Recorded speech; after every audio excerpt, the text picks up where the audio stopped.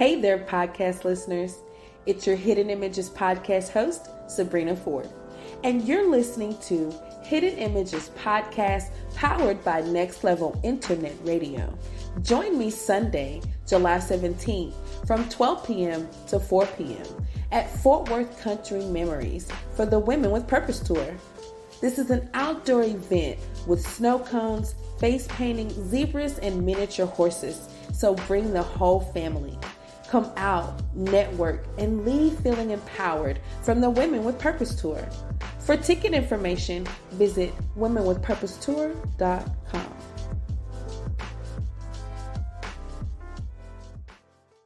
When you're ready to start, I'll be ready after this song. Okay. Yeah, that'll work. We don't own the rights to this music. Don't shut us down, Facebook. That's right. Shut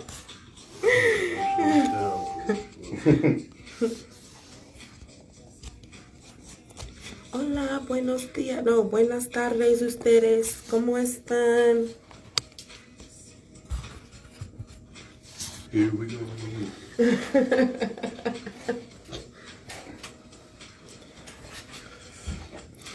Oh, man. Financial services broker. Because I keep thinking coach. Financial services broker. Y'all check out Douglas's award. Oh, that's awesome. What's that? Dallas Weekly, local favorites, best radio personality. And you know I was nominated. Wow. So we love Douglas at Next Level. So I didn't even know I Download was Next Level nominated. Internet Radio app now. That's Tune in. Or Yeah, if you're on that's here, of course, you're That means a lot. Congratulations. Thank you. my Thank special you. guest. We're about to go live on the radio here in just a minute. If you have not already, please download the Next Level Radio app.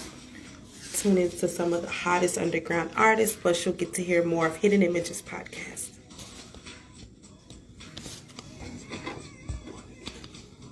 You're good. Oh, you're fine. It'll pick it up. Pick it all. Yeah. You have a voice that carries anyway. Sometimes I have to sit back because I'm too loud. Like, no, you're perfectly fine. All right. Thank you.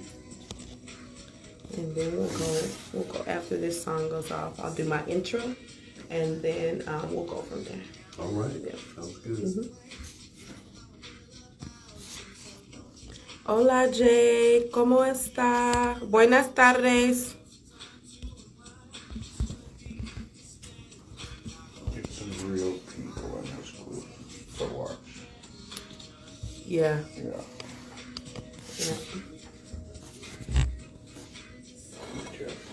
So bear with us a few more minutes, and then we'll be going live.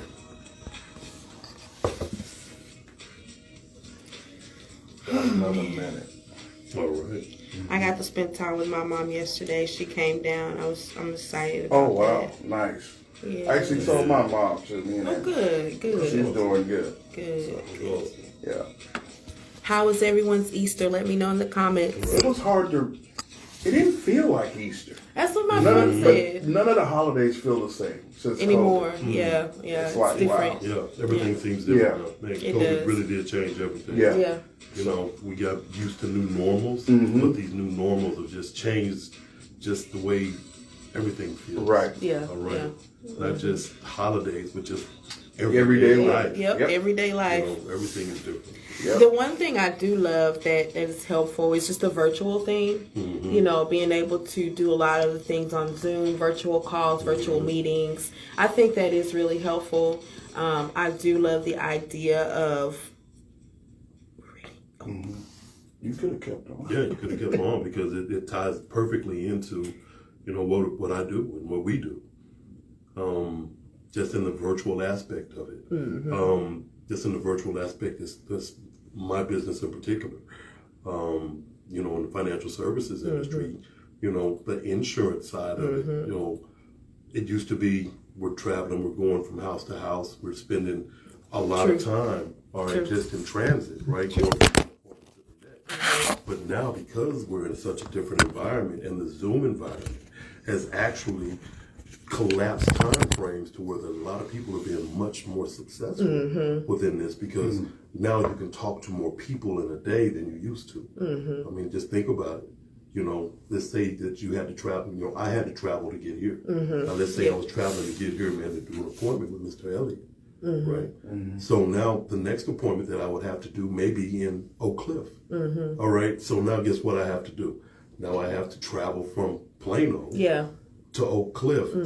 Now, that time, that drive time, now I'm dealing with traffic, I'm dealing with all these other things. I may be late because of, all right, well, just with our environment now, being in a Zoom environment where we're doing things, through, technology, it just makes it easier. It makes it, we'll still have the personal touch because we're talking face to face, but we're just not in the same room. And with the COVID environment, it does keep us a lot safer, all right, because it's still out there. And so we still want to make sure that we're maintaining that safety, not for, for our clients and for ourselves as well. So it's been a good thing for our business. Now, we don't want to lose the personal touch, of course. No, we don't. We don't want to lose the hey, let me give you a pound, or, but we still want to make sure that we can do business, but we can just do business in a totally different fashion. I absolutely agree. I love the personal aspect of business. That was just one of the things that I've just been taught, is just to make those personal connections. And I think, just like you said, COVID kind of showed us a different way to make connections, but there's nothing like this one-on-one, that face-to-face, that interaction, that dap it up, that hug, that, like, as soon as we saw each other, hey, we hug. It's nothing like making those personal connections, especially when you're doing business and building a rapport with people. It's just one of the things I always say. It's not always about business. When you're building a rapport, it's about making those personal connections, and personal connections are made when you're around each other. So if you're tuning in right now, I know you're just kind of dived in there. So I love it. Behind the scenes, we were just chit-chatting. So I just want to welcome everybody to Hidden Images Podcast, powered by Next Level Internet Radio. And for the next 2 hours, we're going to be bringing you nothing but the biz as it relates to Black business, Black entrepreneurs, and Black culture. And as you've been hearing, that voice you hear is Cortney Holmes. He is a financial coach. And we're here today, and we're just talking about life insurance, financial literacy, all things related to that. And so we're just going to dive right back into it. And so, Cortney, just tell me just a little bit about yourself and about what you do, and then we'll just go from there. All right. Great. Well, my name is Cortney Holmes. I am in the financial services industry. All right. I'm a financial services broker. There's one way to term it, or financial distributions broker, because we do so many things in the financial field. Not just, and one of my primary is life insurance, but we also tackle investments, and then we have tons of products and services that we also help our clients with, all the way from life insurance to even mortgages. All right. So we are definitely a full service company. All right. So we do a lot. But just my own personal story, I started with this company in 2019. But prior to that, all right, I went on my financial education journey. And that started about 2013. But even prior to that, as we moved back, I went about 2009, I went on my personal development journey. Okay. All right. You know how it is for a lot of people. I was nearing my 40s. I was behind on everything. I was behind on my bills. I was behind on my goals. I was behind on where I wanted to be in life. Behind on my relationships, my parenting, the whole nine. Now, it's not like I was just out there willy-nilly in the world just doing crazy things, but I never had lived up to the ambition and the goals that I had in my youth. When we're 21, the world is your oyster. You can accomplish anything. You see yourself, you're envisioning yourself in all these different areas of life. But as life kind of happens, for a lot of people, we get off track. And I found myself well off track. And so I had to look at that introspective Cortney and say, okay, Cortney, what is it that you need to do different? Well, I needed to change my mindset about a lot of different things that were going on in my life. And so as I continued on that journey, I became a single parent. I gained custody of my son. He was 7 years old at the time. That was about 2011. And wow, you talk, and it's not like I wasn't in his life, but it's different from being, the co-parent to being the full-time parent. Oh yeah, completely. Now, that really taught me, brought me to that financial education journey. Because now I go from a studio where I'm just comfortable. Now I got to get a 3-bedroom. Now I have more expenses. Now I have things, more things to think about. And it's not that they weren't there, but just living, costs. So now I'm working 3 jobs. But I'm like, why am I working 3 jobs, but I'm still broke? Why is it that, man, I'm still living paycheck to paycheck, or paycheck to every other paycheck, but I'm spending all my time away from home? All right, I'm not there to actually raise my son. I'm there just to provide support. All right, come in quick enough just to, make some dinner and pick him up from school, and then I'm off to the next job. Yeah. Come in, make sure he's good for bed and go over some homework, and then I'm off to the next job. All right. So I had to change that, because I had to figure out what it is that I was doing wrong with my money. Okay. And then I had to look at my own spending habits, because he's not spending the money, I'm spending the money, right? So my spending habits had to change. Then I started getting more knowledgeable about some of the concepts and the strategies of how money works. And of course, it doesn't happen overnight, right? Right. You have to start building. And I have a long way to go just personally to get to the level that I want to financially, but that's why we're here now. And that's part of the journey that I'm taking, but I'm sharing that journey with others. So in 2019, when I joined this company particularly, it was a perfect marriage, because there's a self-development, because most people that start this business end up being better people. Yeah. All right. And then there's the financial education and a literacy aspect of it, of understanding how money works. So as we marry both of those, it's just the best opportunity for me in my life, and for thousands of others that have also taken that same leap of faith and said, hey, look, this is a great place to be in, because what we do helps people. What we do is actually good for our communities. What we do matters. And it matters because just on the insurance side, if something happens, and something happens to a close friend or a family member, or just, someone that in the community, or one of our clients, yes, we're saddened, and the family is devastated. All right. But if you come to that family and you hand them, a casserole with a check for $500,000, it doesn't lessen, all right, the pain, but it gives them an opportunity, man, to move forward in life, especially for a young family, or a family, a married couple, or, a family that has children, or a spouse. They can still continue on without losing that lifestyle that's been built up over the years before an accident or something tragic happens. Yeah. That loss of life.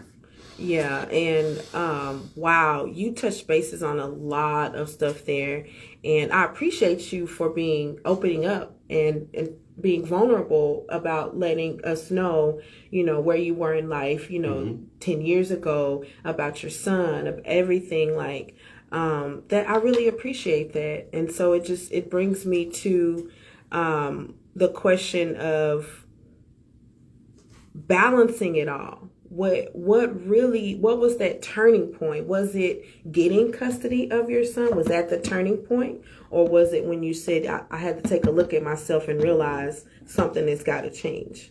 That was the catalyst. The catalyst. All right. When an individual, and I can just use myself because I can't speak for everybody or anybody else. But for me, it was just it. I was looking at my life, and I'm like, okay, Cortney, what are you really going to accomplish? What are you really, because you had all these goals, all these dreams, all these things that you wanted, but now you're almost 40 years old, and where are you at in attaining any of those? Yeah, I had a job, all right, yes, I worked for 20 years, but what did I really accomplish as far as where I wanted to be in life? Yeah. Yes, did I have children? Yeah, major accomplishment. Okay. But where was I at with my parenting? You know, where was I at in showing them what success looks like so they can now have something to emulate? You know, rather than, okay, dad goes to work every day. Yeah. Okay. There's, you know, for me, it was just more to what I wanted to impress upon them, especially in our communities. Yes. We don't have enough success. All right. You know, what's the word I'm looking for? People that an individual can look up to, man, as a successful individual. All right. I can recall when I was a teenager, all right, in Southern California. All right, you know, I may date myself a little bit, but that was kind of back in, you know, that was back in a different time, all right, a different era. It was in those 80s. You could always find the nearest drug dealer to say, okay, he got the rims, he got the nice car, he got the nice clothes. You know, the community wants to emulate that, okay? Oof. But how many lawyers, doctors, entrepreneurs, business owners, how many of those people were in the community that as a youth I had access to say, I want to do what he does. And that's one of the things that's missing in our communities are those role models, positive role models. Those positive role models of success. Yeah. All right. Yeah. And they're out here. We're out here. Mr. Elliott, he's look, this isn't, you know, right here. He just won an award that he didn't even know that he was up for because of the good works that he's doing. But how many teenagers or how many young people are coming in here knocking on the door saying, hey, can you teach me how to do what you do? Yeah. Can you mentor me in this life on how to achieve, you know, success? Cortney, everything you're saying is so deep because it is the root of the Black community is exactly what you're saying. It just falls under lack of education. And it's not our fault because it honestly goes way back to the slavery days. You know, we just haven't been taught, you know, what, not necessarily right from wrong, because as people we know right from wrong. But just like you said, there are more people in our community that will look up to a drug dealer or the guy wearing the Jordans or the nice clothes, and then they'll look at someone like you in a nice suit and, oh, you're corny, or what, you know, what he's doing is not, I don't want to do that. I want to be like him. He's got the nice ride. Why is that? Why? And I honestly, I hate to say that it's only our culture, but I can only speak for our culture. Right. So I see it a lot. Why? Why can't we get past that? Why can't we understand that the guy in the suit is the guy we need to be looking up to, or the guy that's out here that's a lawyer taking care of his family, not the drug dealer, not the guy on the streets? Because there are, especially Black men, there are a lot of Black men who fall in this same pattern of life. And I hate that. A lot of it has to do with the media. Yeah. All right. What images are we seeing? Yeah. Okay. And that, you know, because we are a culture, not just, you know, our community, not just the Black community. We are a culture. Just a society, all right, that is so plugged into the media that those imageries are what we almost aspire to be. Listen to the music, all right, in many cases, all right. Definitely the images that we see on television. How many positive role models do you really see? Yeah. All right, on television, the shows that we all, no hate, but look at Power. Yeah. All right, just take that as a for instance. Yeah. It's a huge show, but what is that huge show about? Right. All right, you know. True. Just dysfunction in you know, but it's a TV show, right? But how many people are actually out there living that type of a lifestyle? It's just not portrayed on a television screen. Okay, But it goes back so far because you said it even goes back to slavery. Well, that goes to the conditioning, to the programming that's been kind of put into, the subconscious of Black people. This is how you're supposed to be. This is how you're supposed to look. This is how you're supposed to walk. This is how you're supposed to talk. Oh, you ain't cool. All right. If I go all the way back to my high school days, I was the guy in slacks that carried a briefcase. Right? So I wasn't necessarily dressing cool. Right. All right. But I was dressing for the success that I wanted to attain with.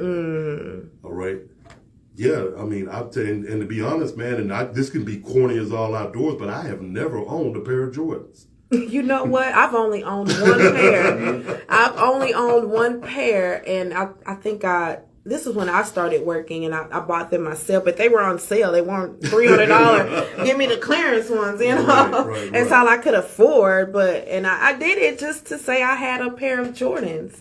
And I think, I know one time I begged my mom for a pair of Dadas. I don't know if you remember Dadas, but I do. I absolutely begged her for a pair of Dadas. And at first she was telling me, no, this and that. And then all of a sudden she came home with them. Do you know, I wore those one time. I let my cousin wear them, and I didn't see them anymore after that. Wow. And now that I'm an adult, to understand what my mom had to probably go through to get the extra money to buy me those Dadas that I begged for. Right. It was unacceptable. And and just to the defense, there's nothing wrong with having nice things. And there isn't. No, we're not saying being that. Fashionable Right. to a degree. Right. But when that just becomes the driving force. Right. All right. When that is the only thing that matters. Yes. And we miss everything else that comes around. True. See, that in itself is the misinformation, the miseducation. That's the lack of financial literacy, the lack of financial understanding. All right, there's nothing wrong with having a $2,000 purse. Right. There's nothing wrong with it. There's a reason why they're selling. People, buy them. Yeah. But are you really in the financial position for that? To do that, now, exactly. And the next thing is, okay, and if you are in a financial position to do it, do you attach it to a goal, or you just spend the money because you have it? Do you say, okay, when I make $20,000 in the business, I'll buy a $2,000 purse, all right? Or when I reach a certain level, all right? When if I want the $250,000 Benz one day, okay? If I want the Maybach, okay? Well, what am I attaching that to? Am I attaching it to a goal to achieve that? And then that's my reward for the hard work, the sacrifice, and everything that it took to get to a financial position to buy that $250,000 car? Or am I just doing it because, I made some money and I got a good down payment and I got some decent credit and they'll let me get it so I can look good? Yeah. Two different things. It is. Okay. It is. And so that's kind of the concepts that we teach. That I know that's definitely what I teach, is that's concepts of delayed gratification, but it comes with an understanding of how money works and how to utilize money to actually build your fortune rather than use it to look like you have a fortune. Okay. You and I both follow Gary Vee. Right. And that's one of the things that he talks about is that delayed gratification. There's too many people wanting that instant gratification. And that's why, they're failing at building their business. And so I just want to ask you, as far as success, because there are different levels to success. And then you found yourself in a position where you felt like you weren't there. Right. So what is your definition of success? And how have you achieved it yet? Have you achieved your level of success that you want? Well, success is dependent upon the individual. Yes. All right. What do you want for your success? Because my success may not look like your success. Exactly. Yeah. Okay. So success is whatever's going to make you happy and fulfilled. All right, and whatever you're working to accomplish. Now, you have to have something you're working towards. You have to have a goal. And as you achieve goals, those are those levels of success that you want. Now, there should always be a next goal. There should always be a next level. So when you ask me about my level of success, well, I will never be as successful as I feel I can be, because there's always something else to attain. There's always a next level, all right, to push for, to strive for, to work for. So, but when you look at just success, the word, okay, that's really dependent upon what you feel your level of success is for you. Like Mr. Elliott, he could say, man, my success is predicated on winning an award. But he didn't even know that award was coming. Yeah. So it's not like he was that, that's just because he is dedicated, committed, and he puts his best efforts into achieving. The success just kind of comes naturally. I love that. That was perfect. And I wanted to ask that because I want all the listeners to know exactly what you said, that everybody's level of success is different. Your success might be wanting to be six figures. I might be happy making $50,000 a year. There you go. And just like we talked about Gary Vee, that's exactly one of the things he says, is that he knows people that have made $150,000 a year and they're happy where they're at. But as soon as they start making $250,000, they're miserable. They're unhappy. It's just overwhelming. And so I just wanted the listeners out there to understand that whatever your definition, whatever your level of success is, whatever makes you happy in life, you're successful. If you're doing what you want to do in life, then you're successful. I mean, I honestly, I don't care if I make six figures or not. I want to make enough money to where I can just live the life I want to live, in the means I want to live, take vacations when I want to take them.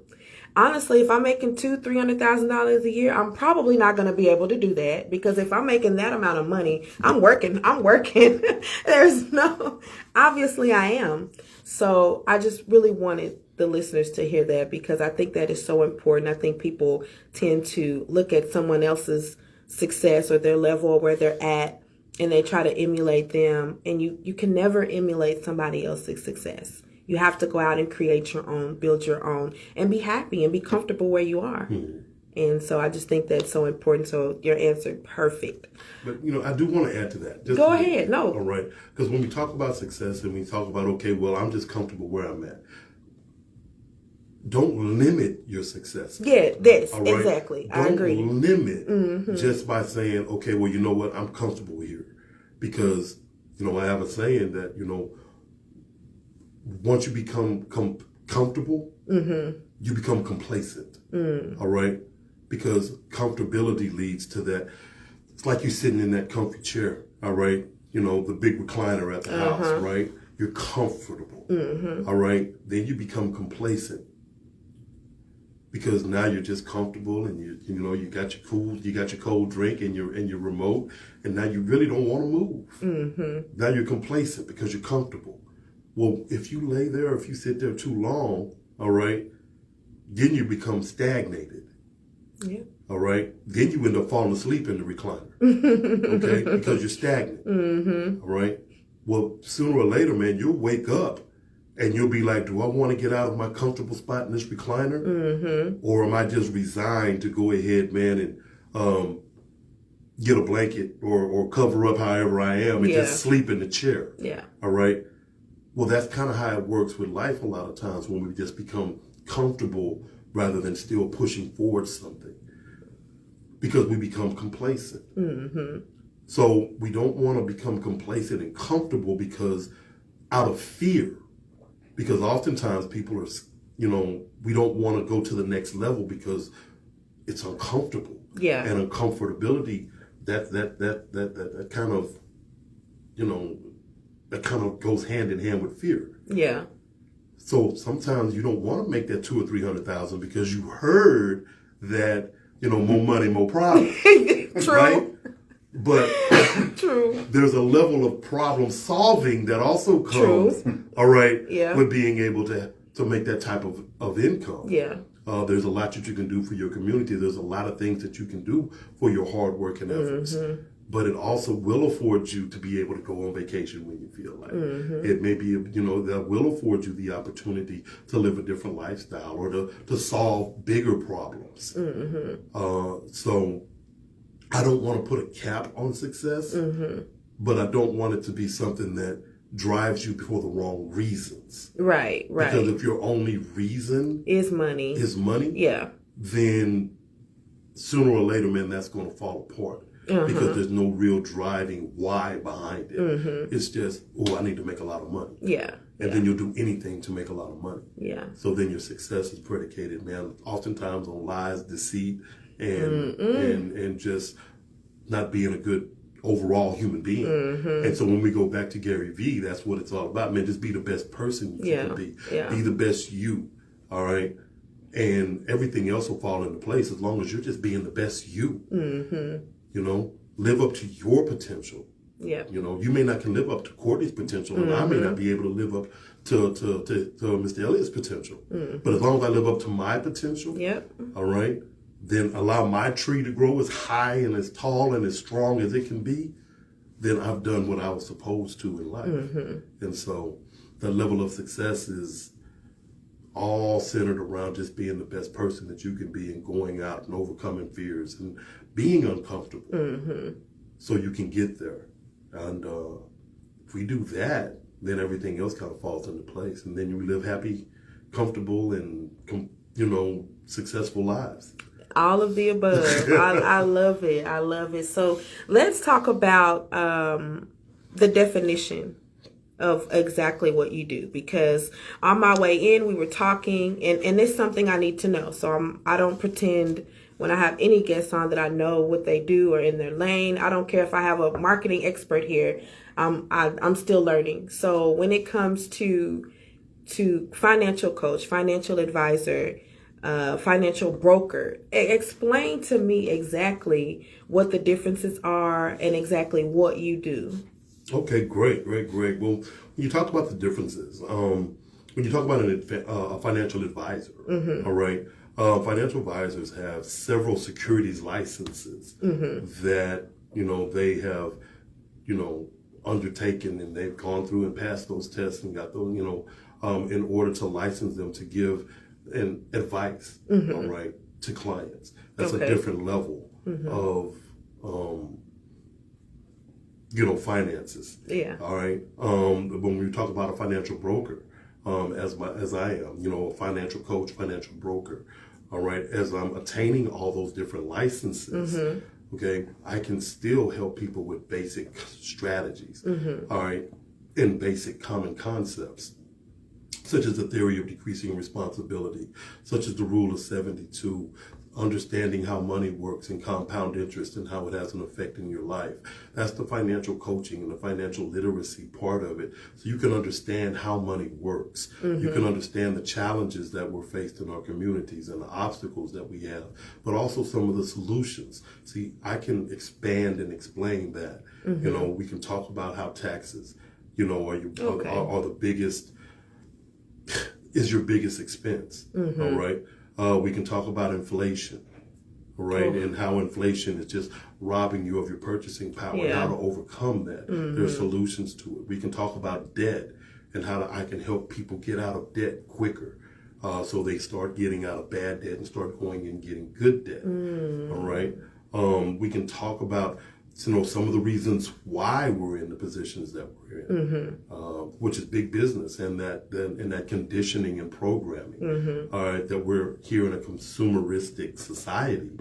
All right, everybody's a consumer. Yep. All right, we're taught constantly to spend. Oh, everywhere, advertisements everywhere. Oh my goodness! I mean, how many plugs did we just give Jordans on this? Right, on this, facts. All right, Facts. And I'm not going to get a dime from that, right? There's nothing coming from that, but it's the marketing that's out there, and so we're taught to spend all of our money. We are, and then what happens? We spend all of our money. Taxes are robbing us. All right, we're in too much debt. Inflation's eating all our money. Now we go into bad credit because we're putting everything on the card. Now we're ruining our credit. All right. But then we have solutions that we have to get past that, understanding taxes and how you can use tax systems to your advantage just by having a home-based business. All right. So for the people that don't have brick and mortars or don't have the capital to go out and actually build a brick and mortar, they can start from their home. You sure can. All right. And then utilize the tax laws because it's the same tax laws. It is. It just depends on how many zeros that you have is how they affect you in your bottom line. But for just the main street, just for the main street people in our community, having a home-based business, man, is the best thing in the if you're talking about really going on a financial journey to get yourself out of certain ruts, if you get a home-based business, man, and that is huge. It is. Just on your tax savings and your ability to actually work the tax laws and to your benefit. Understanding how all that works will then lead you to understanding how to invest for the future. Because we all have two obstacles, right? It's our present and our future. Yeah. Most people are concerned about the present, keeping the roof over their head, making sure the kids are fed, making sure we keep gas in the vehicle to get back and forth to whatever jobs we may have, or to just take care of the basic day-to-day life. That we forget to plan for the future. Yeah. All right. So true. And most people, they don't plan to fail. They don't plan at all. They don't plan to fail. They just fail to plan. Yes. Right. But I want you guys to think about something right quick. Think about a couple getting married. All right. How long does it take to plan a wedding? Maybe about a year or two. It depends. A year or two. At least a year. All right. At least a year. Yeah. All right. How long does that wedding last? Probably about 30 minutes, an hour, 2 hours. 30 minutes, an hour, 2 hours. We will spend a year to 2 years planning a one-day event that lasts for maybe 2 to 3 hours. All right? Not to mention how much money is spent during that year to 2 years to plan for that one day, 2 to 3 hour event. Right? The average person plans 2 weeks for their retirement. And retirement is your longest vacation. Wow. Retirement lasts anywhere between 15 to 25 years, depending upon when you retire and longevity of life. But we'll spend 2 weeks planning for that, but we'll spend 2 years planning a one-day event. Wow. See, most people don't fail to plan. Don't plan to fail. They just fail to plan for the most important part of your life, which is your financial future. And so what we do and what I do is teach the concepts and the strategies to help people get over those barriers. So that's the financial coaching. Now, through the financial brokerage is the products and services and that I'm able to provide clients to help them get over that.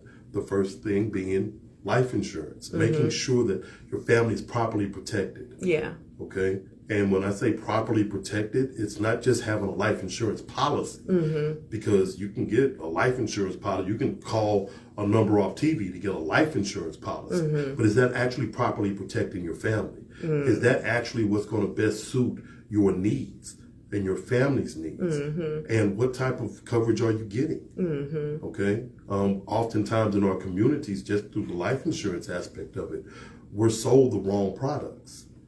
We're sold products that are actually designed for the wealthy and the mega affluent. Okay.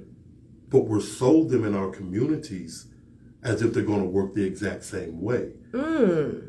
Elaborate more on that. That's deep.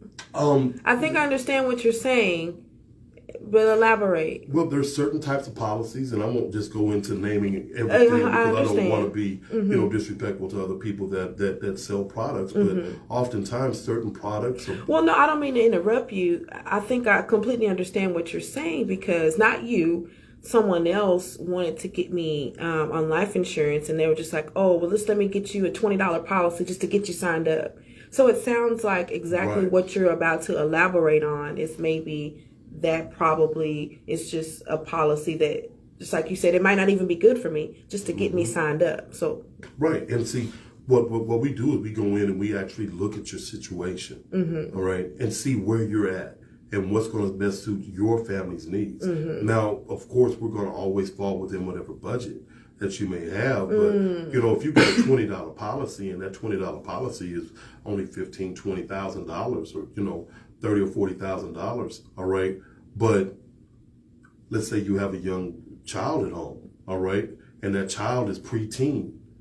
Now, if something were to happen, okay, unexpectedly or tragically, all right, and that child is 11 years old and no longer has, you know, a primary breadwinner in the home, what is $50,000 really going to do for that child's future?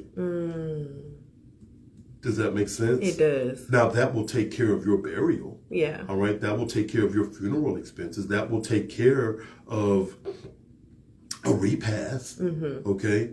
And it may pay off a car note.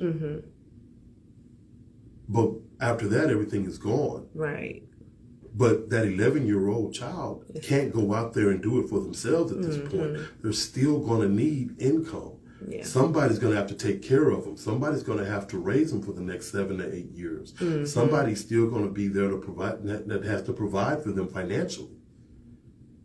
But because somebody just said, hey, let me give you something, but they didn't give you a plan or a strategy to build upon that, then they did you a disservice. Now, oftentimes in our communities, people are sold products that basically, and sometimes, man, they rob you in one hand and they pick your pocket in with the other. Wow. But because there's not full transparency, or maybe even the individual selling the policy doesn't even understand it themselves. They know how to sell it, but they don't know how to explain it. I love that you said that, because somebody offered me an opportunity this past weekend, not life insurance, to do, I don't even remember what it is, but they just kept selling me on how much money I could make. And I'm the type of person, I'm like, well, I know the money's going to come. I know it's going to be there, but I want to understand what I am doing. Right. And that he couldn't explain that to me.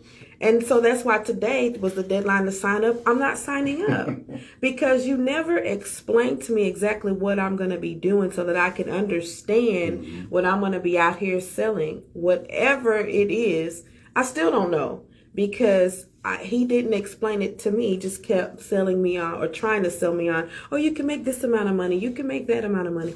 And me personally, I have to know what I'm doing. You can't sell me on how much I'm gonna make. If I'm gonna make this much, then once I get the understanding, then the money it'll come. So that was very important that you said that. I absolutely agree. I mean, because you know what we do, especially in the financial services industry. Yes. In financial services, it is the most profitable industry in the world.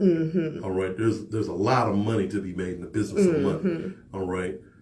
That's why everybody knows what a hedge fund manager is. They may not know what a hedge fund is. All right. They may not know but they know hedge fund managers, you know, make a lot of money, right? They understand that concept. So there's a lot of money in money. All right.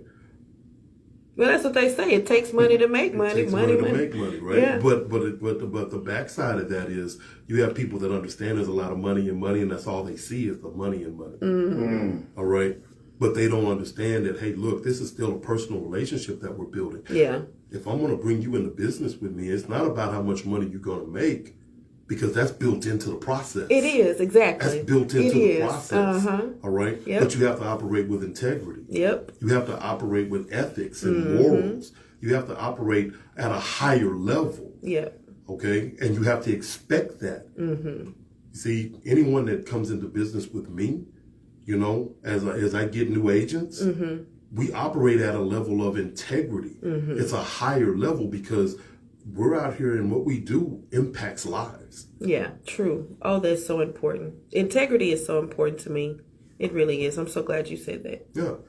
You know, because, you know, we're out here, you know, fighting a crusade. All right. And so you want the soldiers on the battlefield to be well prepared. You do. Yeah. So, yes, you need to know, you know, you're not going to learn everything in a day. Right. That's impossible. Right. All right. But but we can show you step by step along the way. All right. And mentor you and train you and empower you to go be the best you can be, so you can achieve whatever level of success is comfortable for you. Mm-hmm. Because at the end of the day, this is still about your success. Mm-hmm. So I want you to be successful. Yeah. Because it's all built in together. Mm-hmm. So let's talk about some of the things that are, because you mentioned bad debt and good debt. Mm-hmm. Let's talk about some of the things. What's bad debt and what's a good debt? Bad debt, all right. Installments, any type of installment loans. Yes. All right. I stay away from those. Okay. Definitely don't want to do payday loans and things of that nature. Yeah. They rob you. That is, oh my God. But anyway, any type of installment loans, all right, is pretty much deemed bad debt. Mm-hmm. A lot of people have too much car. A lot of people have too much house. All right.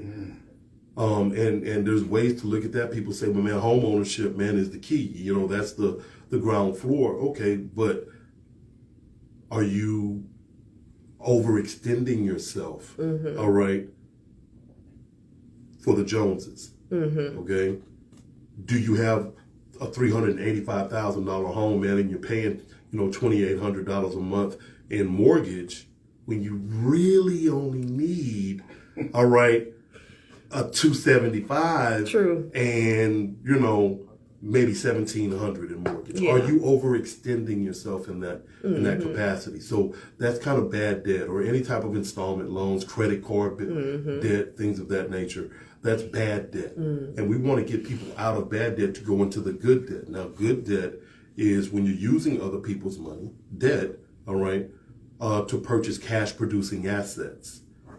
So, and those cash producing assets will then bring cash flow into your household. Uh-huh. Now that's good debt. All right. Robert Kiyosaki and several other, people in the financial space really expand upon that, as far as good debt versus bad debt. But good debt builds wealth. Mm-hmm. Bad debt is the thief of wealth. Okay. So we want to teach people how to get out of bad debt and start getting into good debt, which is cash producing assets, like a strip mall.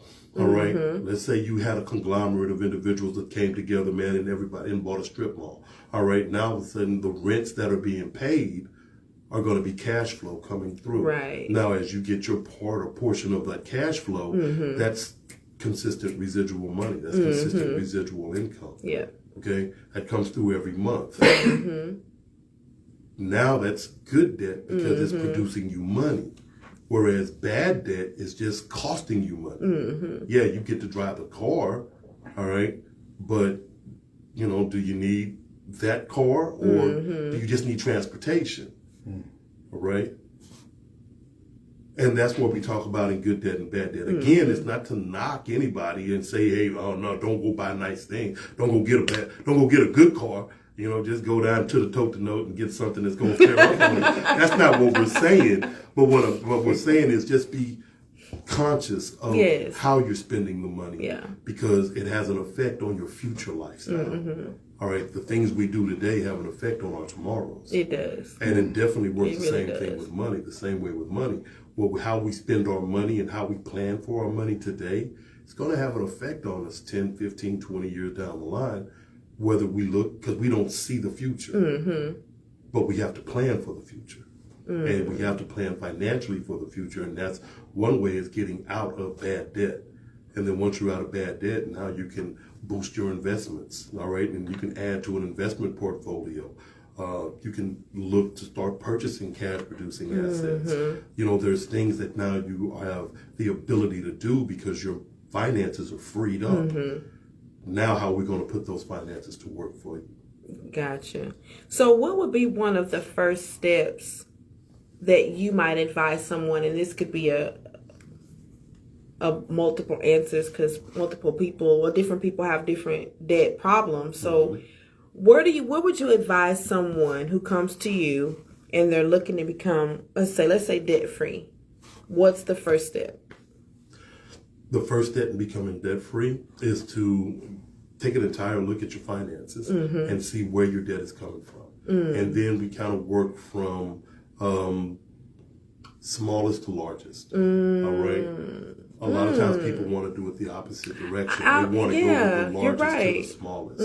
All right. But you take your smallest debt and then you get that debt out of the way. All right. And then you compound that to your next debt. All right. So let's say. You just taught me something there, because I had to take a look at my own finances, and that's what I was doing. I wasn't looking at my small debt like, let me get that out the way. I was like, well, how can I tackle this, the larger debt? And it's hard. Wow. Okay. And once you get a little more, knowledgeable, and then it goes by, interest rate. Yeah. All right. And then we'll, so you get your smaller, your interest rates are tackled at that point as well.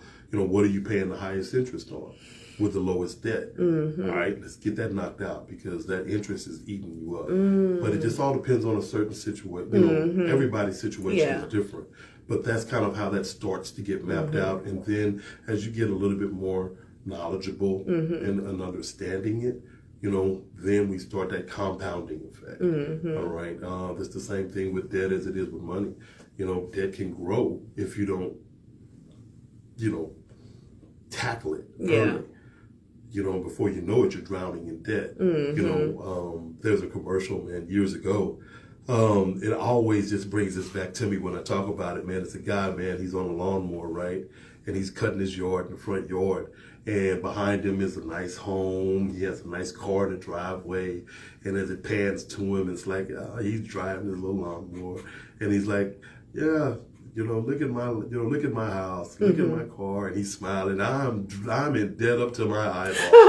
All right. And it's, and it's kind of funny, because that's what it was. It's like, oh, look at my life, but I'm in debt up to my eyeballs. Yeah. And we look at a lot of people's lives, the lifestyles. They say, oh, you got the nice house, the nice car. All right. But how much debt do you really have? A lot of those individuals oftentimes are living that paycheck to paycheck life, or paycheck to every other paycheck. They don't have as much expendable income as it looks. And one small hiccup, all right, a medical issue, or a job layoff, or, cutting hours back, anything could just throw that whole situation into a tailspin. And all of a sudden, now you're doing bankruptcies, or now you're going to the payday lenders and doing things, man, just to stay afloat. Or you're putting everything on your credit card just to stay afloat, and you're just really just sinking yourself, deeper and deeper and deeper into an abyss, man, that's hard to get out of once you start going down that slope. He's right, y'all. Like, I'm going to use myself as an example. You hit that right on the money, because I was at a place where I pay my credit card on time. I pay all my bills on time. Everything's paid on time. But I felt like I needed just a little more credit on my account to show lenders that I can, afford it, and I'm building my credit. So I took out another credit card, and it's only a $300 limit. And actually, it's my first non-secured credit card. So I was happy about it. I really was. And I told myself, well, I have this credit card. I'm caught up on everything else. I'm not going to use this credit card. And I didn't. For the first maybe 30 days, 60 days, I didn't touch it. I didn't use it. But I had one little hiccup, and I had to use that credit card. And now that credit card has more money on it than my other credit card that I had before. And I'm like, oh my God, what happened? So you are absolutely right. Like this is why it is so important to understand finances and to understand how it works, and to really educate yourself on financial literacy. And financial literacy, when you hear the term financial literacy, you think maybe someone who's just 100% knowledgeable about finances. And to me, I don't take it as that. I take it financial literacy is just understanding your own finances. You don't have to understand everybody else's or what everybody else is doing with their finances. Financial literacy is understanding what you have going on in your household and your debt to income ratio. So what is that what you would explain financial literacy is? That's spot on, man, because everything starts within your own four walls. It does. All right? What's your personal economy look like? Yep. See, we're oftentimes, we hear it on the news about the national economy. All right? Yeah. We hear inflation is this, or we hear the GDP is at this point, or we hear about, how the markets are moving in relationship to interest rates and what the feds are doing and things of that nature, right? But what about our personal economy? What goes on within the four walls of our own household? And that's where everything starts and stops. Yeah. Okay? Because it's how well are you doing with your own personal finances? Because the national economy could be just crazy. But what about your personal economy? Yeah. You could have a strong household economy. All right? It's true. Even though the national economy is crazy. Or the national economy could be booming. All right? We're just growing like crazy. Everybody's happy. There's money flowing left and right. Wages are up. Everybody's smiling. Yeah. But your own personal economy is trash because bad spending habits. Yeah. All right. Yeah. We're over leveraging ourselves with loans and debts, and we're getting into a bad position financially, even though everything else is going great. What does your personal economy look like? And so what I try and teach, what I do teach is how to work your personal economy to get it in the right position, how to overcome certain challenges that we're faced, and have an understanding of it. Okay? It's one thing to talk about inflation and how it's affecting how much we pay for milk at the grocery store. Right. But how do you overcome it? What's the solution to it? So we help to provide those solutions and understanding. But first, you have to have that information. You have to have the education. Then we can get to the solutions now that you recognize what the problem is. I love that term that you just said. I've never heard that term, personal economy. Yeah, I've never. I love it. And I would rather use that now than saying financial literacy.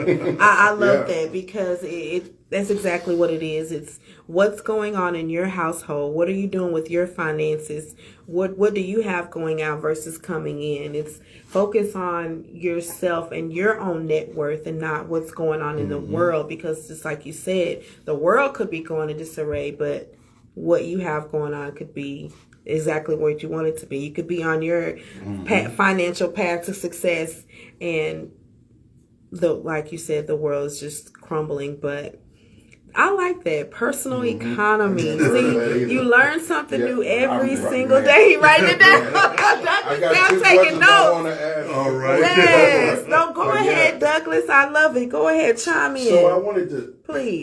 This is my first question. You get a lot of cultures, I guess I could say, Right.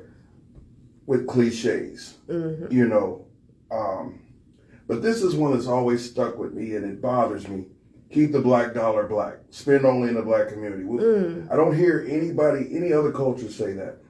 So I wanted you to kind of, if you can, how and should the black dollar work in the black business community? Well, that's a great question, man. But and I do subscribe to that. That we should look to spend within our own communities first, because most other cultures do. They do, especially the Hispanic culture. Yeah, man. And you never hear them get on Facebook. Keep the dollar black. Well, because they don't necessarily have to. They do. They just do it because it's already kind of ingrained into the culture. All right. Yep. But because of our unique situation in this country, we've been here for so long, and we fought to be integrated in certain areas that we never, we got away from that, back before, the Civil Rights Acts. We were forced to stay within our communities. Yes. All right. Our dollars were accepted, but we necessarily weren't. But because we were kind of looked at, what they have is always better. We wanted access to that. And so as we got access to it, we started getting away from our communities and building the businesses within our communities, because the inclusion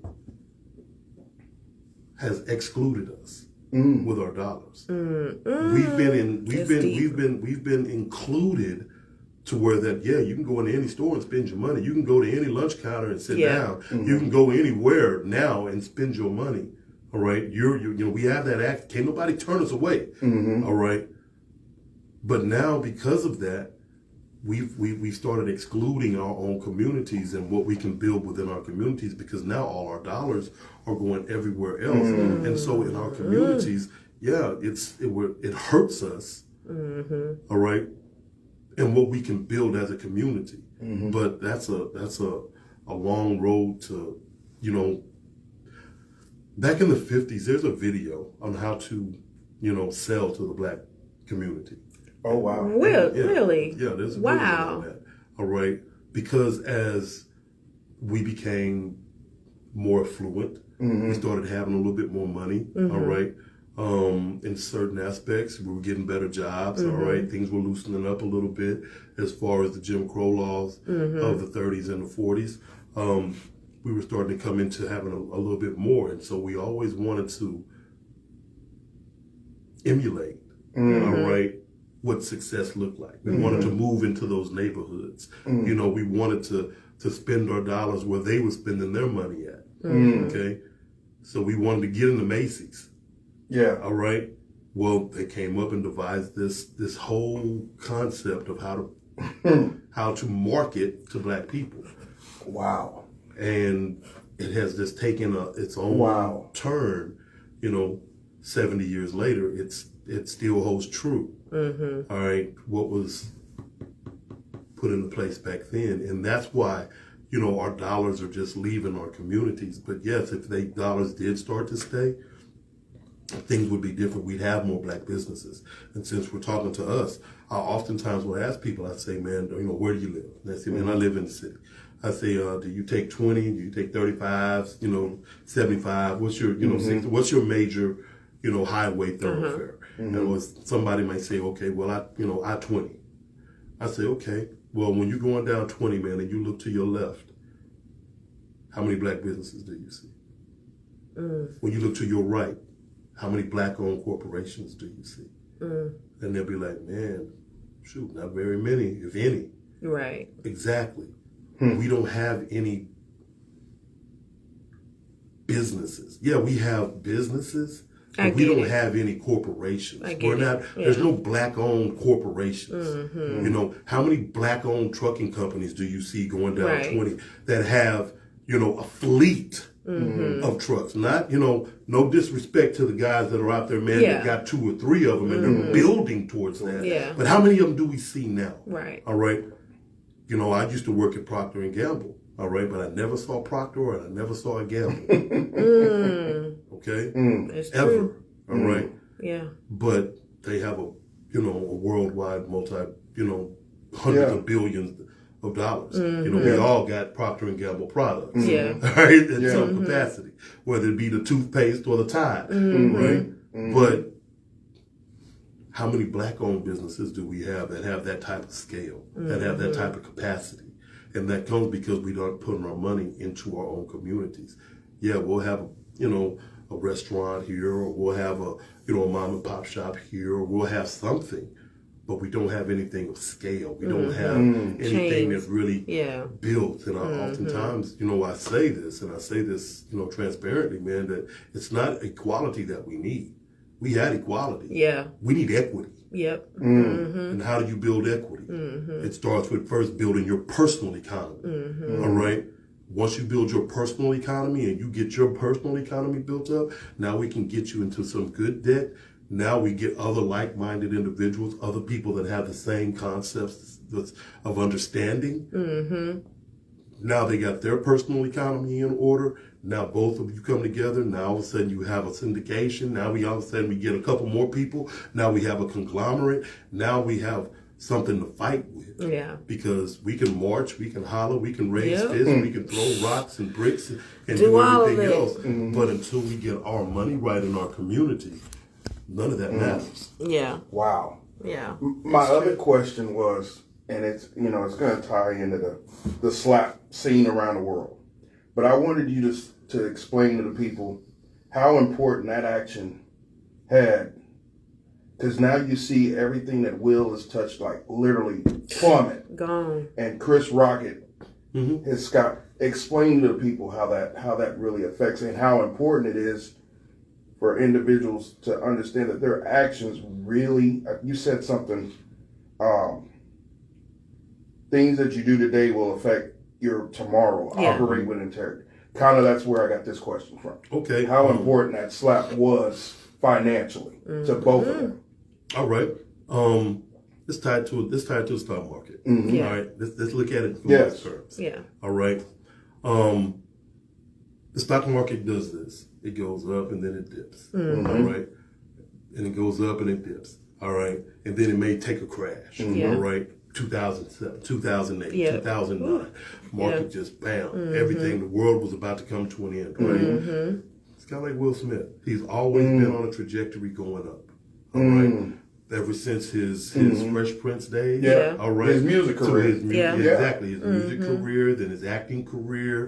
All right. On the small screen to his big time movie stardom. Yeah. That took him to one of the most, well. $20 million a year movie guy. Yeah. A guy getting paid. Independence Day. Yeah. Wow. Yeah, exactly. All right. So you look at that and you say, okay, wow, Will Smith just took a crash. Yeah. Okay. Because his actions, man, have had a detrimental effect on his future. His short-term future. Okay. But he will rebound just like a market always rebounds. Okay. Because his body of work and his talent will overcome, what's happened now. It's just a blip in time. And right now, everybody remembers that it's this and it's front page headline news still because we're still talking about it. Because there's still some ramifications behind it. All right. But just like in the stock market, when the stock market dips, fortunes are made. More fortunes are made when the market is down than it is when it's up. So we look at a Chris Rock, all right? There's an inverse relationship, but somebody always wins. Yeah. Wow. Okay. That makes sense. So if something goes down, something else is going up. It's a seesaw, to a degree. So Chris Rock is going to be just fine. Yeah. All right. Yeah. And his stock may be rising right now because Will Smith's is declining because of that situation. But guess what? Just like the stock market, it goes its little dips, but there's always one trajectory that it's always going, regardless of how it's always going up. Yeah. All right. If you look at a stock chart, over look at the over 20, 30 years, it's always moved up. Even though there's a dip, it always comes back up, and it comes back higher than what it was before. Wow. So that's true. They'll both be fine. And, I would love to have Will Smith's problems right now. Yeah. All right. Just to a degree of, hey, wow, I won't get paid $20 million a movie anymore. And maybe somebody will let me do something for a couple million. Right. Exactly. That's true. That is true. And he's not hurting financially one way or the other. No, but that's kind of how I look at that. That's a perfect way to your question. Yeah. That's a perfect way to look at it. Yeah. Wow. A blip in time. Yeah, it's just a blip in time. Yeah. All right. And we do live in that cancel culture. Cancel culture right now. But Will Smith will be fine. Because you have a lot of people that are proponents of what he did, as opposed to people that are, that find fault in what he did. I'm not going to weigh in one way or the other, all right? Because that's that man's life, that's that man's wife, that man's family, and his relationship, with that whole situation. But Will Smith will be fine. There's too much talent there. Yes, all right. Exactly. I absolutely agree. And I love what you said when you said about the stock market and you're comparing that whole scenario and how you notice when the stock market is down, people are still making money, business are still being, That's exactly what happened with COVID. You saw when COVID happened, the world shut down. But you know how many small business? I started my small business from COVID. It was COVID. Like, I'm not going to sit here and say that it wasn't. Like, what am I going to do? Now that the world has come to an end, this could happen again. I need to set myself up so that I have something of my own brand, my own business. And so while everything was down, no, I'm cooking it up in the kitchen. I need to figure out what can I do so in case something like this happens again, I'm able to overcome myself. So I absolutely love your answer there because it is so true. There's so many businesses that started in COVID, and unfortunately there was a lot of businesses that closed down during COVID. So how do you prepare people financially for something like that? How do people prepare themselves, shall I say? Not you. People need to prepare themselves. How do we prepare ourselves financially for something like COVID again? By being good stewards of your finances today. Yeah. Really just putting your money to work for you. All right. Allowing your money to work for you rather than just constantly working for money. Yeah. All right. That's how you prepare. All right. You start now. Yeah. All right. A lot of people are saying, well, man, I'll wait till later. Yeah. But we don't know what later is going to bring. True. But we do know what we have right now. And then a lot of people say, well, I don't have a lot of money. That's fine. You start with what you have. But you have a plan and a strategy for what you're going to work with. You know, it doesn't matter if you only got $10. It's what you do with the $10 that you have. Let me ask you guys a question. When you got $1,000 and you say, man, I got $1,000 just spending money. You spend pretty freely, right? Yeah. Right? Yeah. You know, we spend pretty freely. Yeah. When you got that last $10, how hard do you hold on to it? I'm telling you, I hold on to it. All right. How many times have you took $10, man, to last you an entire week? Yeah. We're putting gas in the car. Yeah. All right. I'm gonna put $3 in there. You're not lying, Courtney. You hold on to that 10. Yeah. But when you got 1,000, Wow. you're not man. thinking like that. Man. But see, the thing is, you have to think about Courtney. that 1,000 the same way you think about that 10.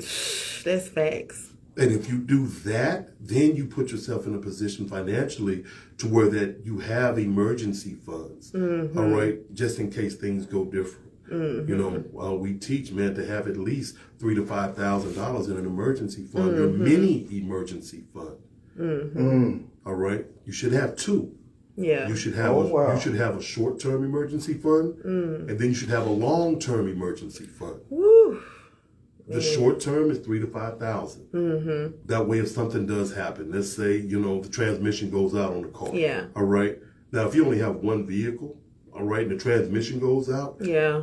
you know, and you don't have the money, that's a major issue. It is. All right. Yeah. That can cause some concern in Yeah. in the dynamics of how you're making your money. That everything changes. Yeah. But if you got $3,000 to $5,000, transmission goes out. Now it's not a major emergency; it's a minor inconvenience. Now you can grab a cash card. You can do whatever you need to do. Yeah, right? you can. Just to keep yourself going and keep you moving while you get it fixed. Wow. Now it's an inconvenience. Now it's, oh man, I got to spend this money, but I got it to do it because that's what it's there for. Yeah. Because I don't care who you are, how much you have. Yeah. Something is going to come up. Oh, yes. There's going to be some form of an emergency somewhere down the line. You may not be hitting it right now, but it's coming. There's going to be a situation where you're going to need money. So that takes care of the minor stuff, the small things that could be major if we don't have the finances for it. That's why people get in payday lendings and title loans and things of that nature, and they get themselves in a bad position because they don't have the money put away, because we didn't, instead of putting that $20 a week away, we spent that $20 a week, all right, or that $50 a week, or that $100 a week, you know. Have to go to Papa Do's at least 2 times a month, all right. Have to. And the I'm gonna express. get on her. You know, she already did it herself. Yeah, you know. Right. I'm gonna tease her about it. She did it herself. I didn't go today, y'all. I didn't have time. All right. I didn't have time. Today. Okay, but no knock against those or anything else. But certain things, man, are limiting and hurting us financially. So when you say, how do you put yourself in a position if something does happen, it's by understanding that things could happen. And how are we going to put ourselves in a position to stave that off? That's spending habits, having that emergency fund built up. Then that second emergency fund should be anywhere between 6 months to a year's worth of income.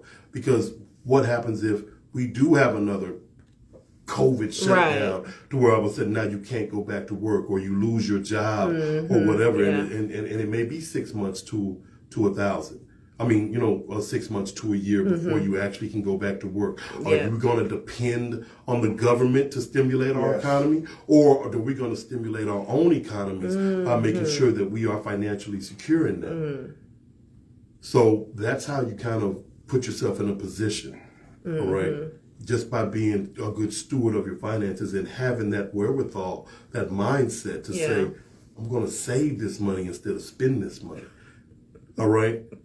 Yeah, I'm going to spend it because I got it, but then when something happens, now I need it. And unfortunately, man, you can't take back what you ate at Papa Do's and say, hey, look here, I want to get it back. See, it don't work like that. I have a love-hate relationship with myself because I do that, Courtney. I do.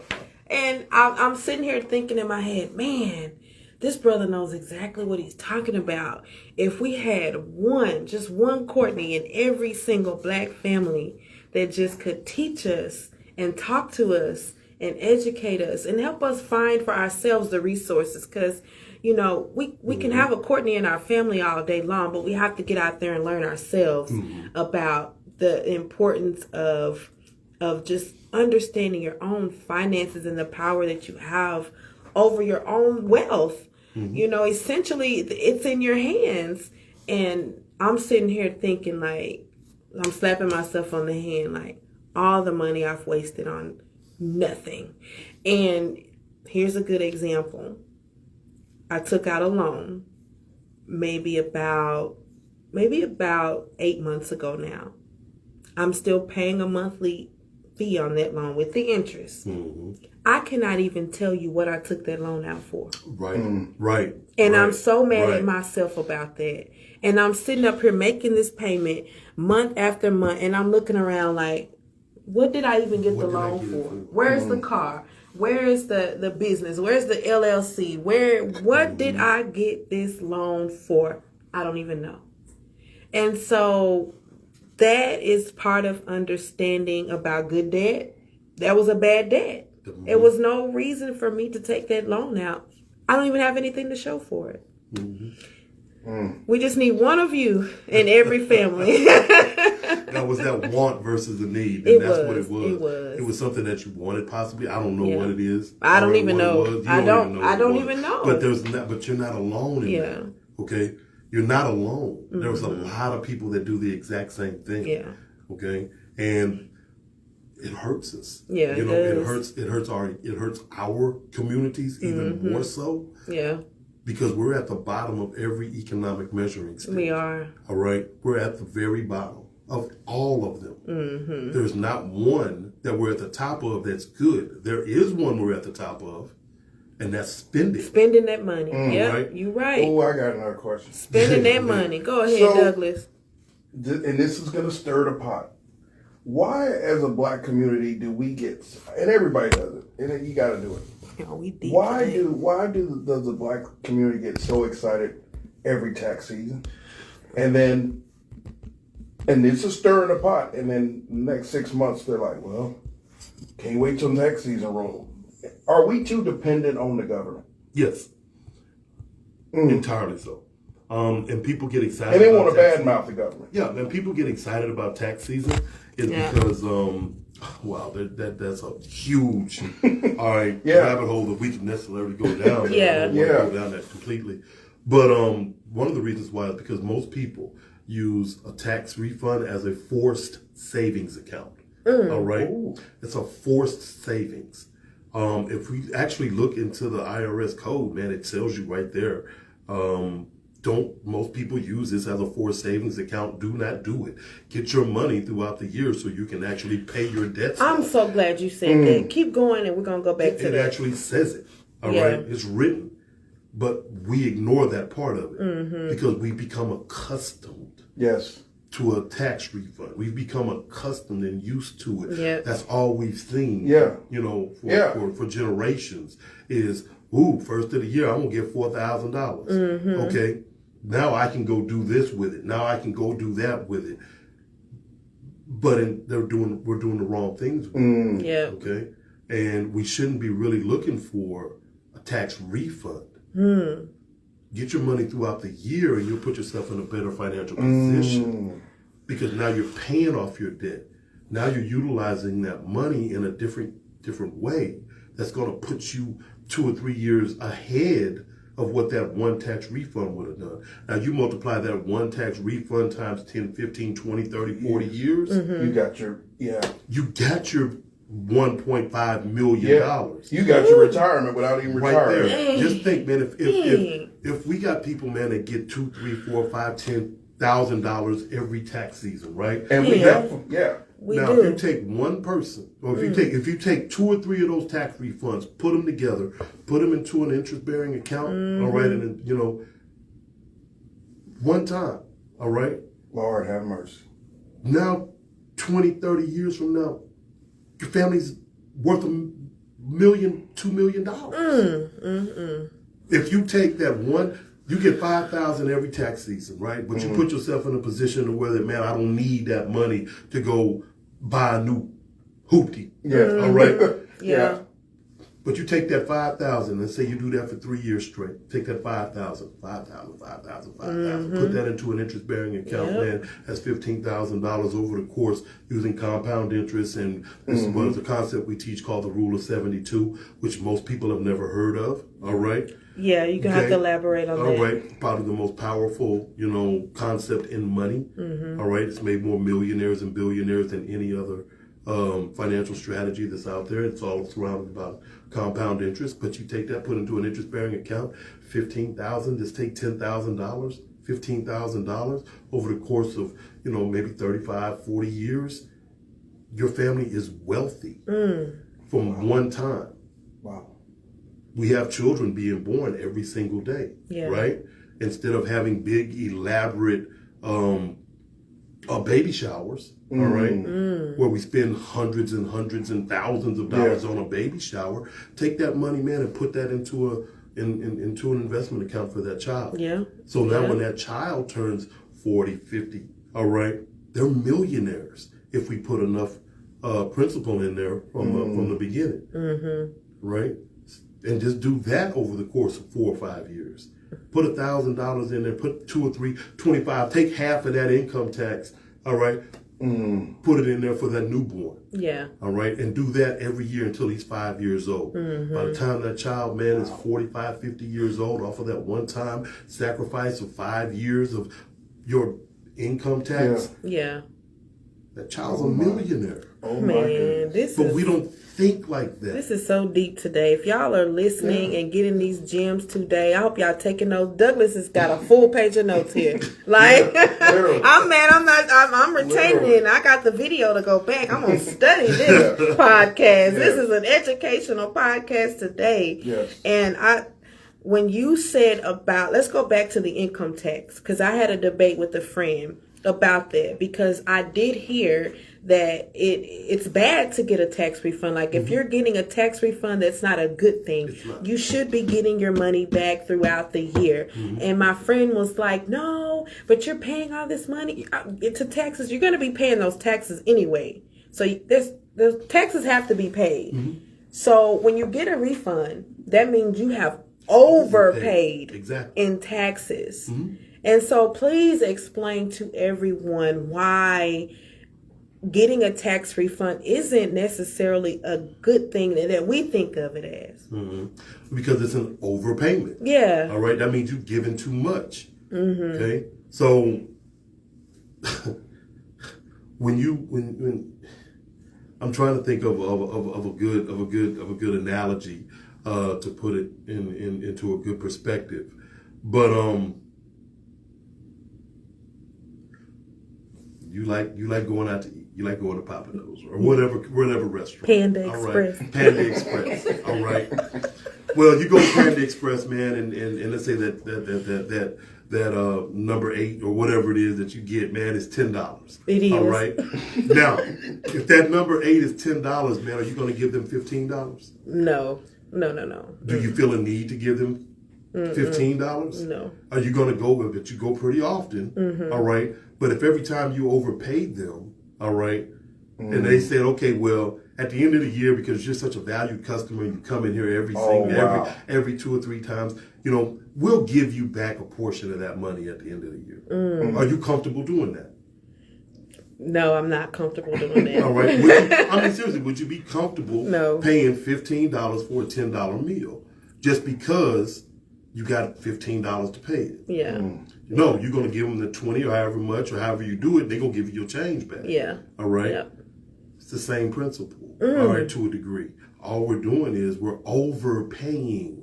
So they're giving us a refund, all right? Anytime you hear re, that means it's coming back. Yeah. You know? So why not take that overpayment of that $4,000 or $5,000 every year, and then utilize that to get rid of that $4,000 or $5,000 in debt, which is going to eliminate all that high interest that you're paying, because the interest is what's robbing you blind.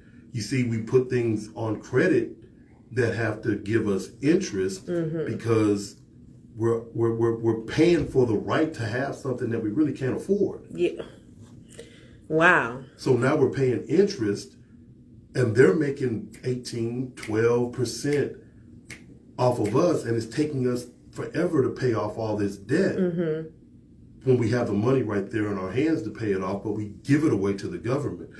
That comes from lack of information and lack of understanding. Yeah. Because the financial literacy understanding says, take that money, man, and instead of and put that on your car note, and let's knock that car note down quickly. All right? Yeah.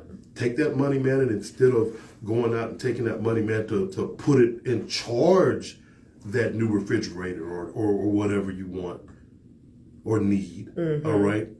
Let's save up the money, man, and then pay it cash, because now I have more money coming into my paycheck because I'm not overpaying the government. I'm actually giving the government it should be square, all right? That's how it should be, all right? It should be square. Now, if you're getting a refund back, that's because you have lowered your taxable income because you have a home-based business and you've taken your deductions and you've got some business credits or you got some tax credits that have now lowered your taxable income or lowered your tax liability. So now you're getting money back. But we think of it as a good thing. But let me ask you a question. Did you know that Amazon, Exxon, and a lot of these huge corporations do not pay taxes? That's what I'm getting the understanding of. Yeah, see, Donald Trump sure told us the whole 4 years of his term he don't pay him. And there's no, and you know what? You know, like him or love him, whatever you feel about him, the truth is just the truth. And it's not that just makes you smart. Why would the tax code is written so you don't have to pay if you know how to work the tax code. But why would you pay taxes? Tax. See, I don't teach tax evasion. All right, I teach tax minimization. Okay. Minimize your tax liability. Minimize your, what you owe. All right. That way you can keep that proceeds in your pocket where it belongs. That's your income. I have a guest on here, Lyric. She says, yes, I started one for my nephew when my brother passed unexpectedly 1 month after he was born. I contribute to the investment account each payday, and it will be gifted to him on his 18th birthday when he goes off to college. Perfect. Wow. Perfect. Thank you for sharing that, Lyric. That's great. That's exactly how, that's what it looks like. And, not to go too far into depth, and, with that conversation about what type of plan that could be and everything like that. But that's what we should be doing. Yeah. All right. And I can't say should be because that's a really broad word. But in a sense, we should be. Yeah, I get it. Because we're looking out for our future. All right. Now, depending upon how you feel about education and the value in it, and as opposed to the expense of it, all right, that's a whole nother conversation. But what she's doing, man, that's spot on. Kudos, and I'll give her applaud her for that because. She's looking out for the next generation, and that's what we should all be doing. And when we talk about tax refunds, it's so easy, all right, if you're getting this, type of income, to utilize it to build for the future, because it's going to come. At one point in time, man, we're all going to get older. Yeah. Time going to keep ticking. Exactly. All right, those babies are going to grow up. Yeah. Now, what are we providing for them? What future are we giving them? Are we giving them the same struggle? Are they inheriting our struggle? Or are they going to inherit our success? Are they going to inherit a better life? We're the ones that have to put it in play for them because they can't do it. Right. That's why it's so important to have life insurance. Yeah. Because anything could happen on a daily basis. Yeah. I could walk out of here right now, man, and jump in my truck and heading back home, and some nut, man, run me off the road, or, drunk driver come down the wrong way on an on-ramp, or anything can happen because it happens daily. Yeah. So why not be prepared for that? Because I have a 10-year-old. He's going to need daddy's resources. He's going to need daddy's income. Yeah. Right? But if I'm gone, where's that money going to come from? Yeah. Am I just going to put it on his mom and say, okay, you handle it now? No, he deserves a chance at having the same future that every other child should have in other cultures and other communities. I'm getting right to that. I love exactly what I'm hearing and that's exactly where I'm going, because other cultures do that. They set their children up for success. And I mean, if they have to live in the home and save their money until they're 30 years old, that is what other cultures are doing. Right. My dad, he's from Nigeria. So everything that he would sit here, he'd be in love with this conversation right now because he has done well for himself. He came to the States when he was 14. He went to college. He got his pilot license. Lucrative pilot. He's made well over 6 figures, well over that. Right. And one of my sisters, and all of us could still live there, but one of my sisters, she's 30 now, and she still lives at home. He's not rushing her to get out. No, you save your money because I don't want you to come back when you leave. Right. Yeah. I want you to be ready. I want you to be ready when you go. So I think that is so important, and we as the Black culture, we have got to stop forcing our kids out of the home at 18 and acting like they understand the way of the world, because it is. I told my mom the other day, I wish I had listened. I did. Like, there was a lot of the things that mom tried to teach me. My auntie, one of my aunties, I could say she was the Cortney in our family because she did. She tried to teach me about, the importance of being Black and finances and going to college and understanding. I did not listen to her because my mom didn't instill a lot of those things in me. And so going back to sitting here listening to you, I'm so happy for your son. Like, he doesn't know how blessed he is now to have you, this understanding that you have, and what the legacy that you're passing down to him. Everybody does not have that.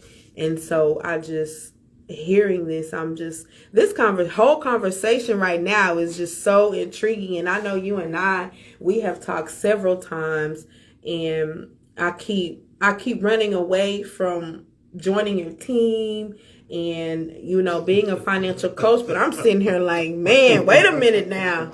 Woo! I keep trying to tell you. But I had been taught. Right. And so now that I'm hearing this, and now that I actually am sitting down and just having this conversation with you, I'm not going to lie, Cortney, I'm intrigued. It's opened my eyes up. How long we've been sitting here now? Not even 2 hours yet. And so I just want to encourage everyone out there. Cortney, reach out to him, Cortney Holmes. And if you need any financial help, if you have any questions, you guys know I'm big on asking questions. If you don't know, ask. This brother, he knows it. Like, seriously, I'm sitting here in all smiles. Like, I'm just so excited. Like, this conversation that we're having, I know people out there, they are listening and writing down things. And I know y'all learned something today. We didn't bring you to Biz today. Then, whoo, I've got a lot of work to do on this podcast, because that's what this is about. Right. You know, and we're not out here to, you know, belittle other cultures or bring down any other cultures, you know, or even compare, you know, our Black culture to other cultures. We're just spitting the truth. You know, this is exactly what it is, you know.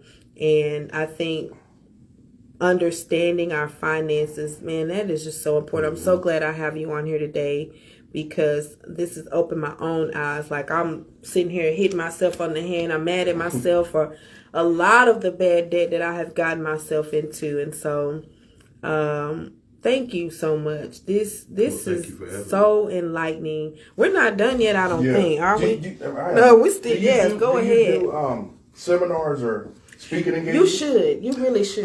Yes, you really because should. a lot of art. I tied all these notes like toward the music. Yeah. And a lot of these artists need to hear this. They do. Independent artists. Yeah. Mm-hmm. How just setting away $20 or $25 can build into their music budget. Right. Right. They don't do it. It's funny you said that. You know, a great man that was in my life, man, my grandfather.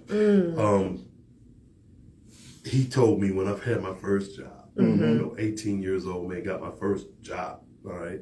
And, you know, started making the money. You know, of course, I'm young. I don't know what to do with any money. Right. All right. I just get a check, man. I blow it. Yeah. All right. Then I get a check. I blow it again. And then he was like, boy, you know, you need to save your money.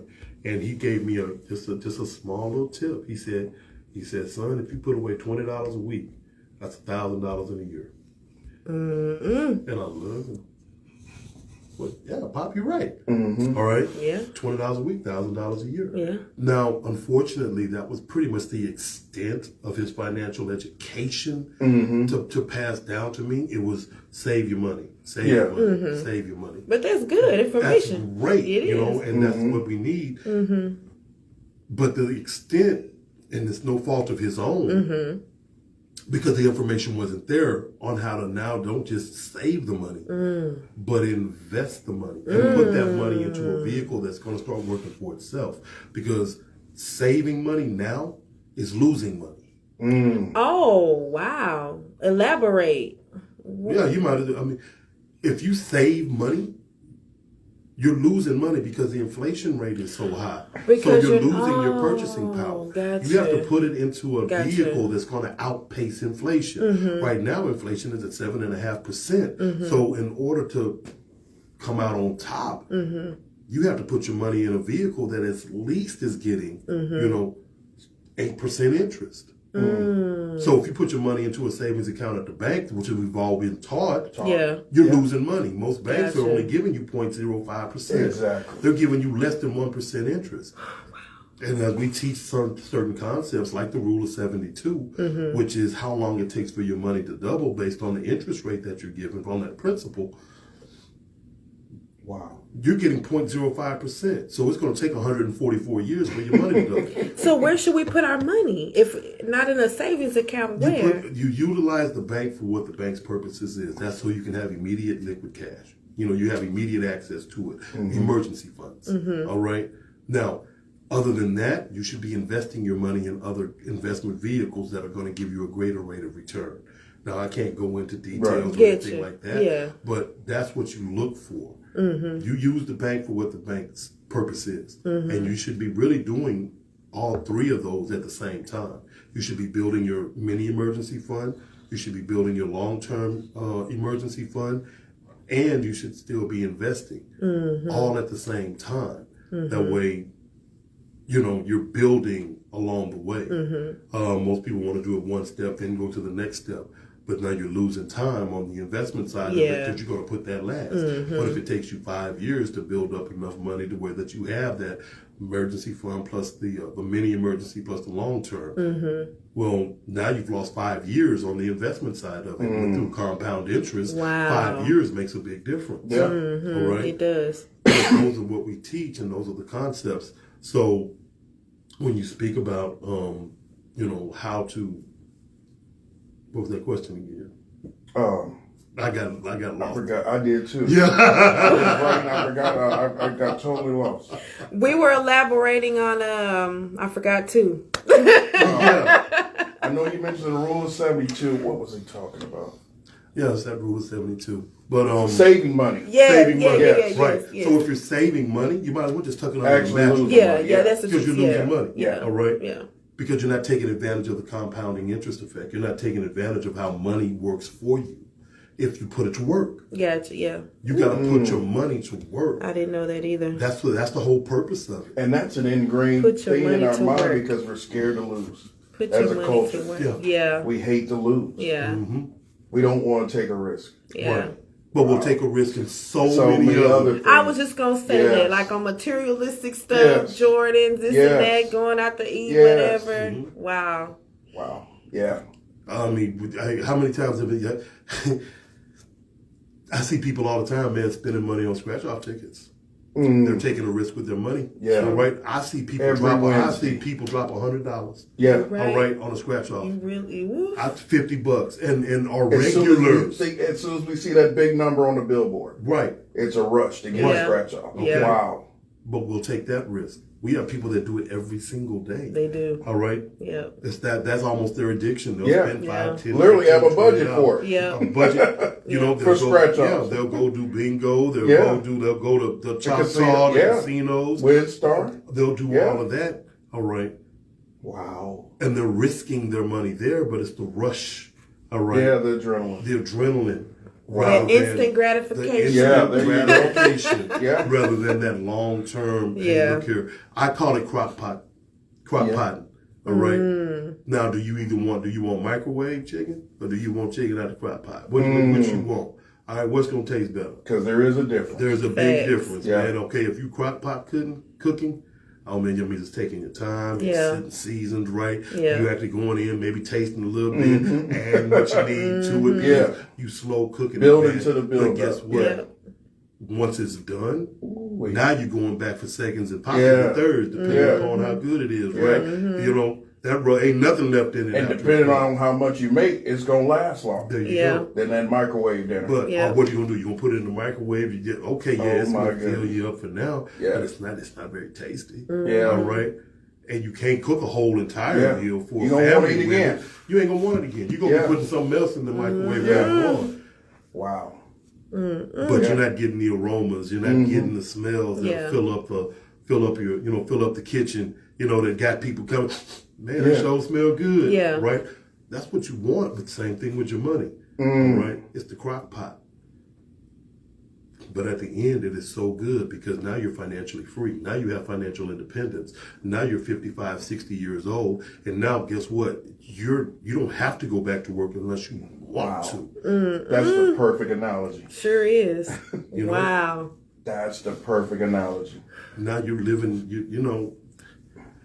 And everybody else can eat off that crock pot meal. Everybody else Yeah. can eat off of it. Now you got something for the kids. Yes. Yeah. All right. Yes. Ooh. Wow.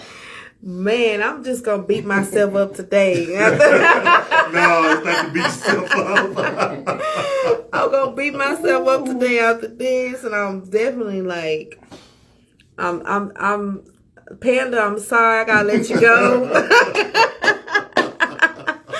Cause you're right. I saw a post, and it said you wanna know how you can lose $5,000 something a year, waste like $11 every day, and it adds up. And I'm thinking, dang, how much money have I given Panda? Because I ain't gonna lie, I eat there Right. almost every day. And when you talk about throwing away money, not having a home-based business, you're throwing $20 out the window every day. Wow. That's equivalent. Yeah. All right, to throwing $20 out the window. Yeah. I mean, your Panda bill is less than not having a home-based business bill. So I can still eat Panda.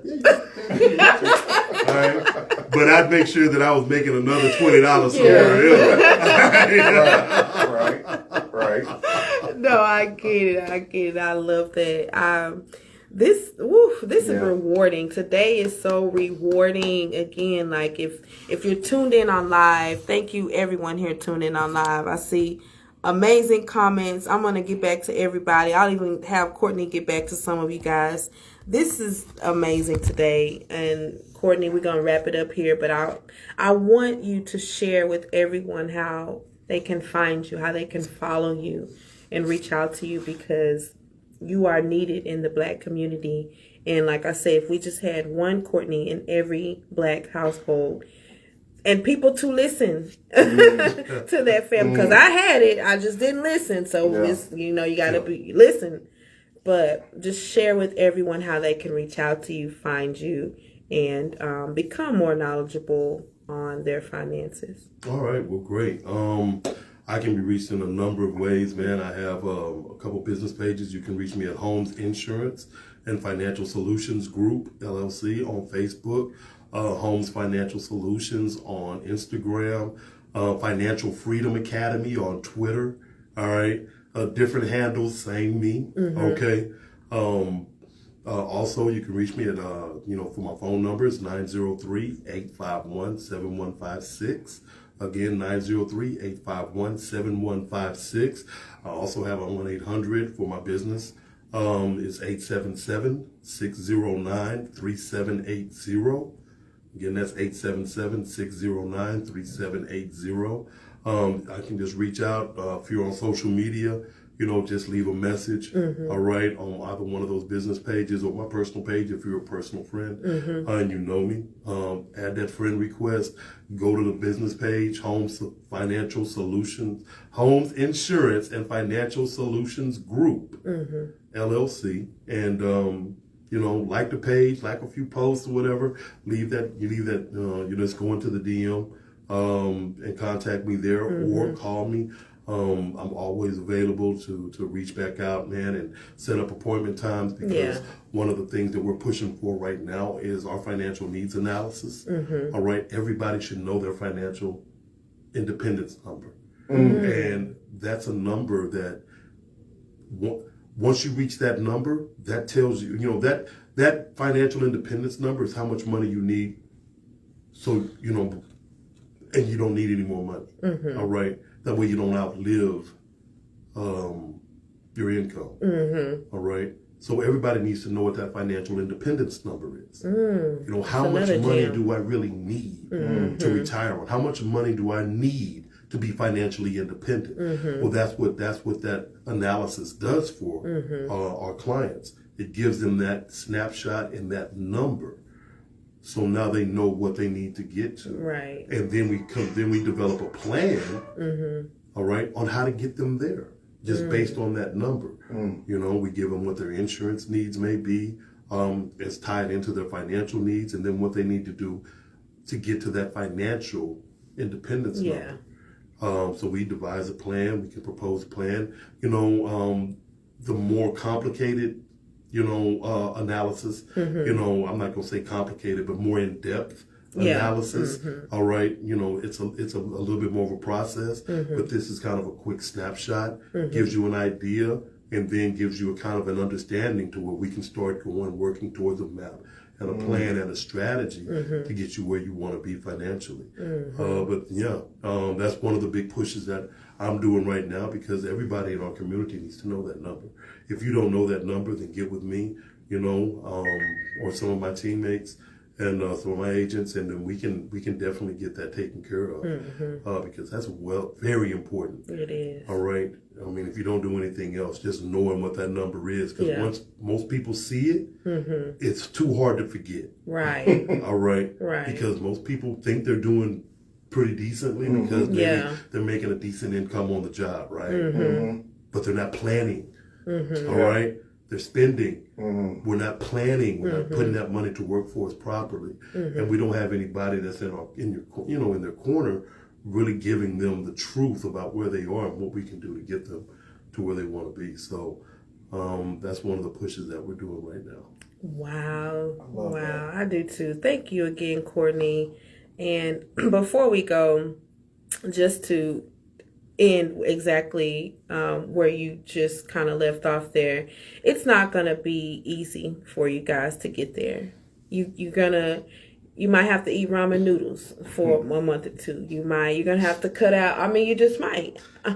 I mean, for me, I know me personally, there's so many things I personally need to cut out. And just listening and hearing what you said, that's one of the things I do. I eat out too much. And if I could just cut that and just cook, go to the grocery store, or find an affordable meal kit or meal plan that will work in my budget. I think that's just one of the things I need to just stop. So, like I say, it might be some uncomfortable things you might have to do, things that you're not used to, but you can achieve your own, what's the term again? Teach me. Financial, it's the personal economy. Yes. Personal economy. You can have that. And Cortney's here to help. So I just want to thank all the listeners out there. Please, please, please reach out to Cortney and let's get our finances in order together. And if you know someone else who needs this information, pass it along to them. And that's how we all come ahead, and that's how we all get ahead as a culture. So I just want to thank all my listeners out there. Thank everyone here on Facebook. We love you guys. As I end all my shows, que tengan un buen día ustedes. Hasta luego. Until next Monday, y'all. Peace and blessings. Have a good day. Be great on purpose. Right.